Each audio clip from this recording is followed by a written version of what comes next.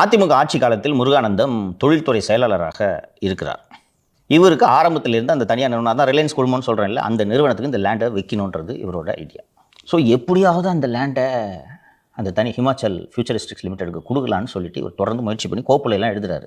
அவங்க கேட்குறாங்க, இத்தனை வருஷமாக தொழில் பண்ணிகிட்ருக்காங்க, கொடுத்துருவோம் அப்படின்ட்டு இவர் எழுதும்போது அப்போது தலைமைச் செயலாளராக இருந்த திரு சண்முகம், இந்த நிலம் தமிழக அரசுக்கு சொந்தமானது, எந்த காலத்திலும் தனியார் நிறுவனத்திற்கு இந்த நிலத்தின் பட்டாவை மாற்றக்கூடாதுன்ட்டு எழுதி தங்கமணி அமைச்சர் அதற்கு ஒப்புதல் அளித்து முதலமைச்சர் எடப்பாடி பழனிசாமி இந்த லேண்டுக்கு பட்டா கொடுக்கக்கூடாதுன்னு கைட்டு போட்டார். அதுக்கு அட்வான்ஸ் எல்லாம் வாங்கிட்டார் முருகானந்தம், நான் இந்த லேண்டை உங்களுக்கு கொடுக்குறேன்ட்டு. இப்படிப்பட்ட தம்பதியினர் தான் இவர்கள். அவர் ஹெச்எஃப்சிஎலுக்காக கணவர் வேலை பார்க்குறாரு, பிரிகேடுக்காக இந்த மாதிரி செய்கிறாங்க.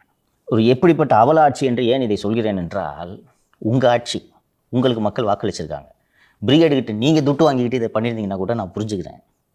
இந்த அதிகாரிங்க துட்டு வாங்கிக்கிட்டு உங்கள் அரசை முடிவெடுக்க வைக்கிறாங்கல்ல, அப்போ என்னையா சிஎம் நீங்கள்? எவ்வளோ பரிதாபமான சிஎம் பாரு.